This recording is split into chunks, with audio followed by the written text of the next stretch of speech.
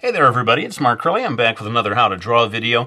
People have been asking for a long time for a video about how to draw weathered surfaces. And so that's what we're going to be doing today. You can see I've already drawn a character here, and I decided to do this video in an unusual way. I want to show how to draw a weathered surface using pen and ink on this side, and then full color watercolor and other tools on this side. So what I'm going to do is begin by drawing the wall in very rough form. And this is not a video about how to draw a wall. It's really more about the surface. So just in time lapse, I'm going to quickly sketch out a sort of craggy old wall, and then we'll get into the details of what this lesson is all about.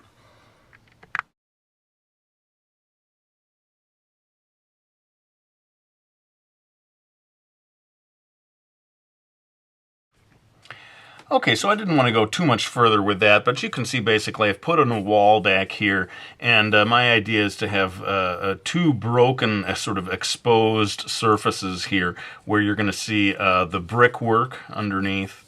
And just as a general principle, not just for this lesson, but for anything, always a good idea to use reference, to check out photo reference or draw from life when possible. I find over the years that the most important thing for me is to stop winging it as an artist. And don't think, well, I'll just draw this from memory. I can remember basically what it looks like. Well, no. Nobody, unless you have a photographic memory, can remember exactly what something looks like. So you sort of owe it to yourself to look at a photo or look at real life as source material. So enough of that. Let's go ahead and zoom in, and I'm going to start working on the pen and ink section of this wall. But I want to zoom in to give you a little tighter details on things. Okay, so I decided the sort of exposed brick area was going to be the most interesting thing for the video. So I'm zoomed in on this, and what I'm doing is adding further cracks to this section of the wall. And, believe it or not, I did actually look at photo reference of what real cracks in a real wall look like to make sure that I wasn't,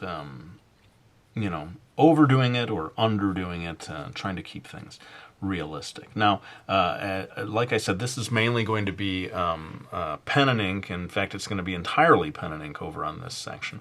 And that presents a challenge, I must say, as an illustrator. I always feel when I am restricted completely to only pen and ink, which is to say stark black and white, that I am drawing with kind of one hand tied behind my back. I'm a guy who's a little bit hooked on adding tone to stuff, and when you see my published graphic novels, Brody's Ghost, Mickey Falls, you will see that there's sort of ample use of gray tones, which, generally speaking, very hard to add by way of pen and ink. I use a program called Photoshop to do that for my purposes. But let's get on to doing the actual inking here, and I'm sure people will be curious about what I'm using. It is a Micron Pigma 03 is the actual tip that I'm going to be using, which is fairly fine without being super hyper fine pointed. People seeing earlier ones of my videos may recall that I have used as thick as 08, which is really quite thick, as my main inking tool.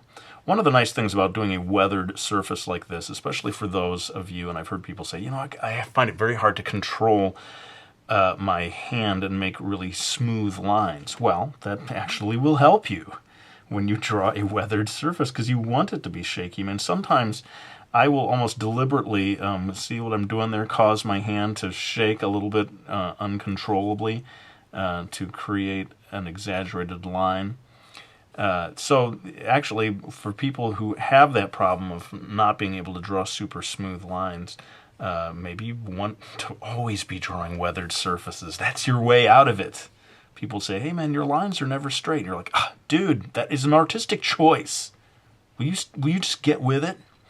In any case, finishing off, and I'm keeping these lines quite thin and kind of spidery as I add ink here. And I want to quickly get to more of the aspect of adding surface texture to the drawing. And so I'm just quickly doing some of the brickwork here. Again, not worrying about getting everything perfect, although you did see that I drew some initial lines that were, using a ruler. I think it is, if you want it to look like convincing brickwork, you might as well measure these things to some degree, make sure the distances are the same. But okay, we've got this in place, and now I can start to add a little bit of surface detail weathering. Like I said, when you're doing things strictly with pen and ink, it is a challenge to create the sense of tone without, actually being able to create true tone. What you're doing is adding little dots. This is my approach anyway. I'm using little short strokes of the pen and trying to space them out in such a way that they begin to convey texture on this wall. Now, when we move over to doing the full color section, you're going to see me really going to town with a wide variety of tools to create what will probably be a more convincing illusion of texture. But I want to sort of make sure people understand that I'm not the kind of person who thinks that color is always better than black and white.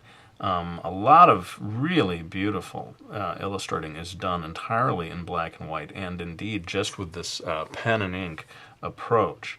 So don't feel that, and also look at the manga industry is really built on the beauty of black and white. Now, part of that is sort of an economical decision, that if you print something in black and white, it's less expensive than if you make it full color. But I think we can all agree that if you took Death Note and colorized it, I don't know if it's going to look better. In fact, you may mess it up, right? I mean, part of the beauty of that artwork is in its very black and whiteness. Now, I'm doing a series now of vertical lines to add tone to these bricks.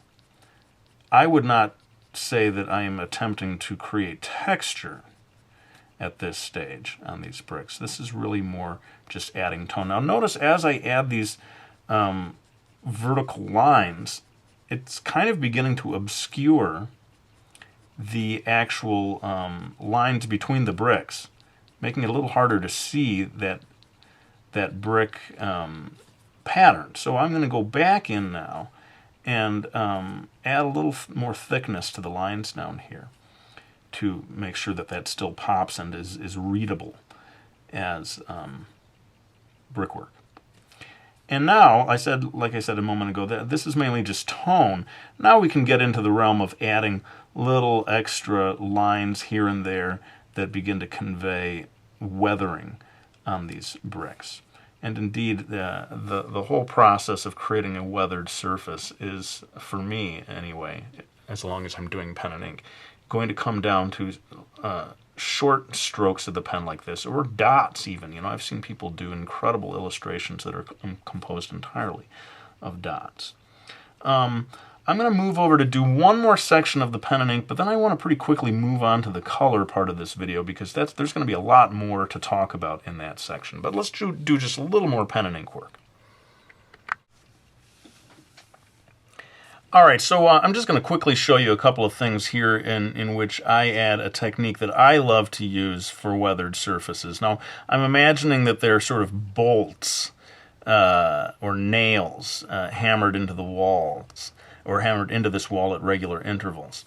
And I like the idea of there having been rust, and you see this in real life, of course, when there are metal objects attached to the surface of a wall. I will add these sort of streaks of rust that, on rainy days or whatever, have begun to form. And I will even do that like up here in a way that maybe is not necessarily tied to metal, but I think it just adds a cool effect, and that is to add some vertical lines up here that, again, seem to sort of be almost raining down a little bit.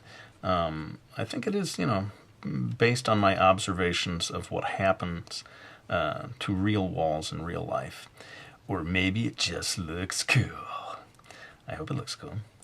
But I will do this a lot. And so I suppose you could say that my approach to doing weathered surfaces comes down to these sort of dot-like pen strokes, and then these more vertical, longer strokes that suggest, as I said, sort of either like a rusting or just sort of over time, something in the paint or surface of that wall is beginning to streak and come down across the surface. Well, I think it's time for me to finish up my pen and ink version. I'm going to do this all in time lapse, and then we will move on to what I think is really going to be the star of the show on this video, and that is the full color version. But let's go ahead and finish up the pen and ink.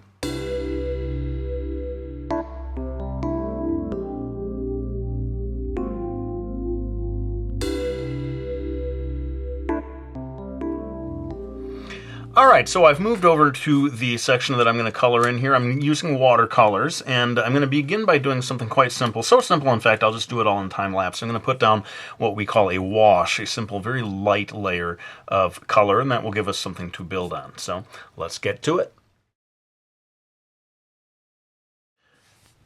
Okay, so I just put down this very light yellowish color, and some of you may be surprised to see that I went right into the brickwork also with that same yellow. The fact is it's so light that I can now go in with the actual color, and it doesn't really hurt to have had that yellow down there. In fact, it can sort of add a level of complexity to the color when you've got a little bit of yellow. And I think one of the theories of putting down a wash that goes all the way across everything is it sort of unifies the entire illustration in terms of color. It's sort of a little bit of that yellow shines through in some of the cracks and so forth. And in any case, it's a lot easier to just brush right over initially that one piece, that one area.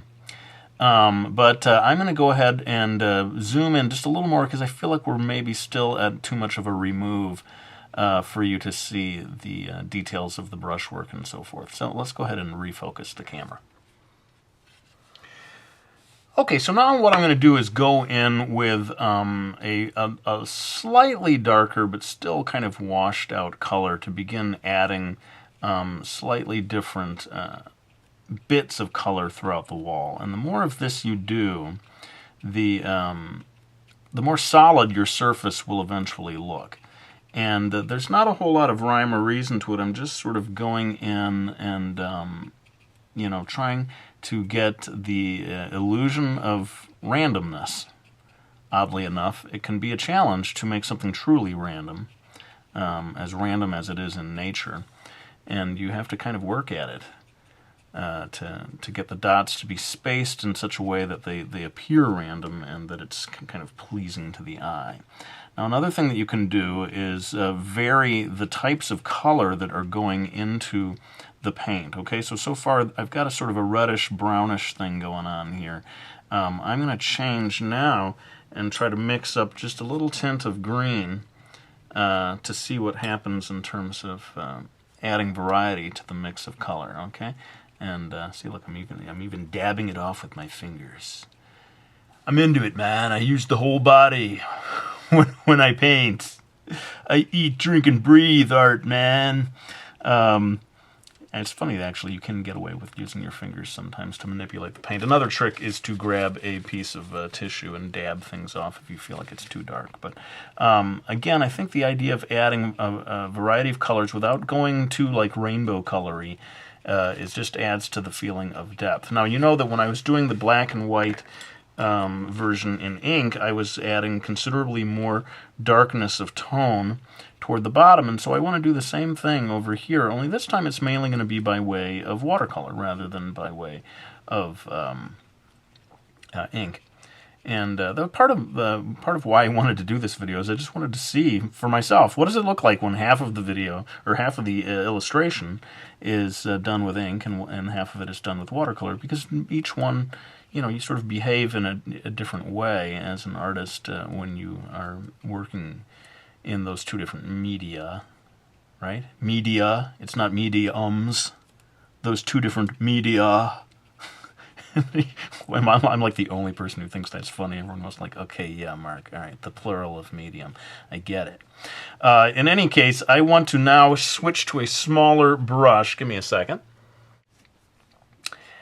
And now I'm going to start to indicate the cracks in the wall using a brush rather than pen and ink. Now, I should say that this technique, this whole video is based on my own personal preferences. And, you know, I periodically have to say this, that I do not propose that this is the way.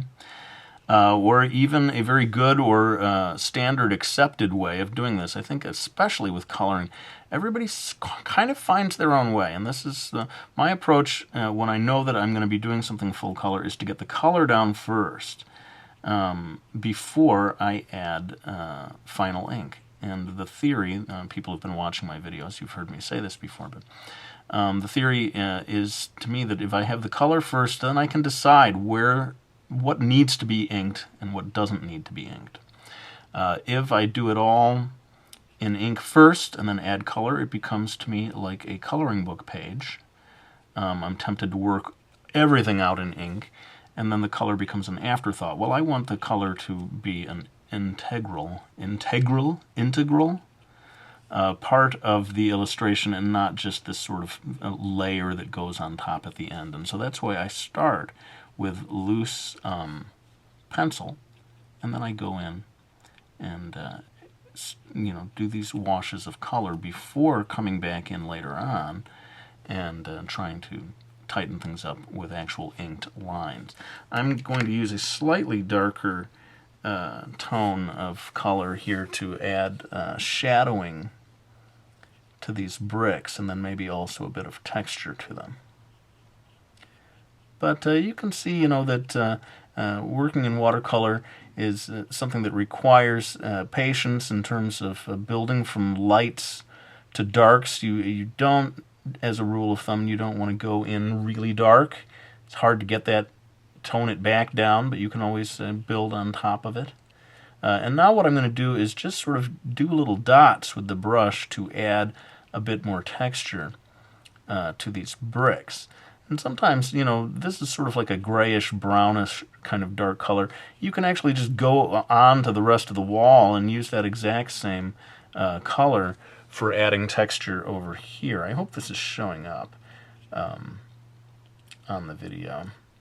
But I want to also show you how, and I'm going to switch to more of like a rusty color, and I hope I'm not overdoing the red here. But I wanted to show you how you can also render that feeling of rust having built up or begun to drip down these walls from the bolts. Mind you, I don't know what those bolts are for. I'm sitting here saying, well, I decided that there are bolts in this wall. Coat hooks? People come over here to hang their book bags on this decaying wall. I'm not sure. Now what I'm doing here, and this is just a watercolory technique, just adding a little more water to get it to blur off. And that is one of the advantages of watercolor. Now, a lot of people love to use markers. I keep hearing about Copic markers. I think you can get a lot of these effects with markers.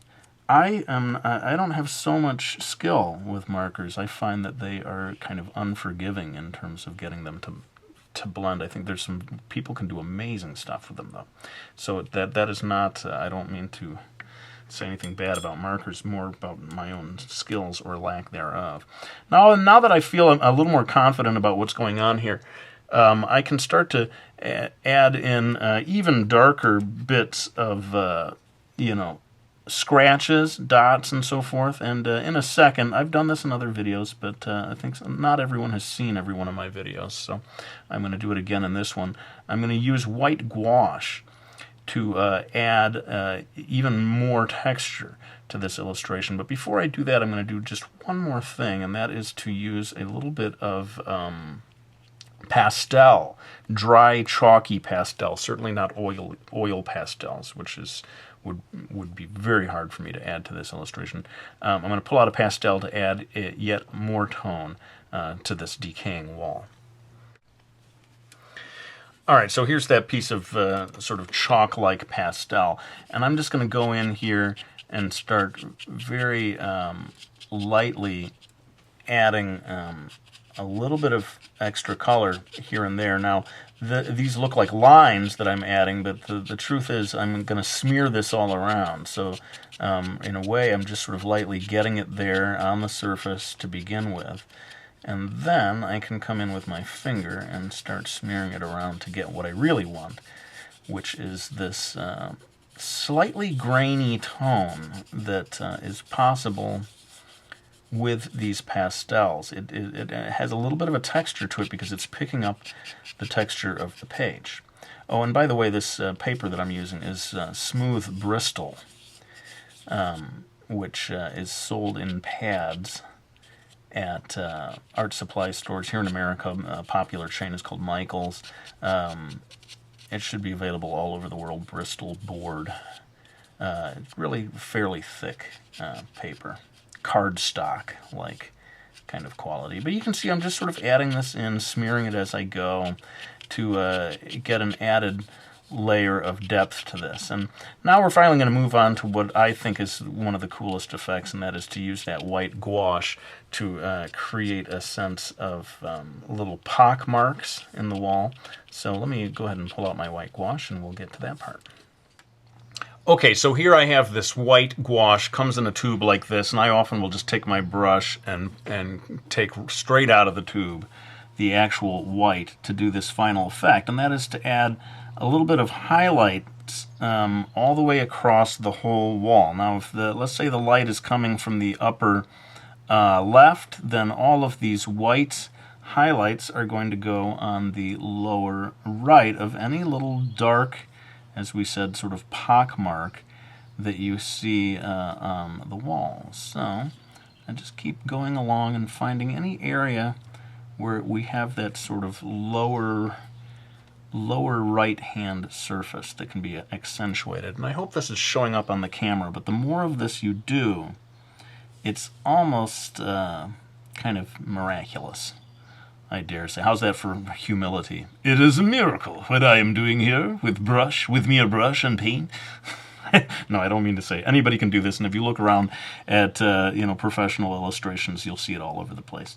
And once you start to do it, you may be sort of surprised. Hey, that's actually pretty easy to do.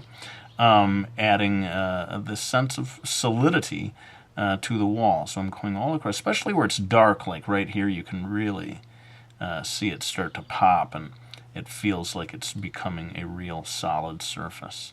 And that all has to just do with the importance of light and shadow, and your eye perceives, again, in the real world, you see this happening all the time when light is hitting a wall.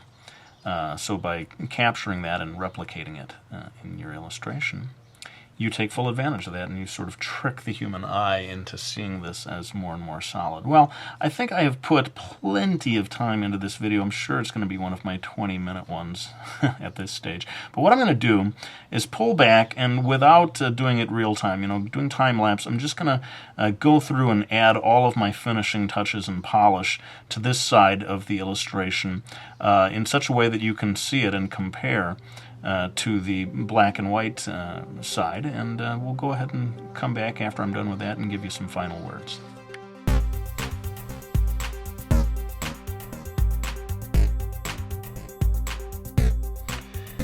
Alright, well, you can see that I went quite minimal with my inking on this, just to kind of show you that with my approach, the color can really do most of the work for you, and so you don't really necessarily need to bog it down with a lot of inking at the last step. Everyone finds their own way of doing these things, but I do hope you found this video useful, and if you liked this approach in which I showed you both black and white and color in a single video, please let me know. I could certainly do more of them. And of course we have my little tribute to Mastering Manga.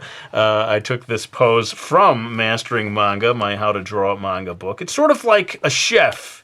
If he doesn't eat at his own restaurant, can you really trust him as a chef? Well, hey, I'm using my own drawing book here, so hopefully that means you can trust me. Thanks so much to anyone who gets that book or Brody's Ghost. We got 3 books in the series, Miki Falls, 4 books in that series. I greatly appreciate your support. But let's go ahead and lay down the pen. I hope you found this video useful, and I'll be back with another one real soon.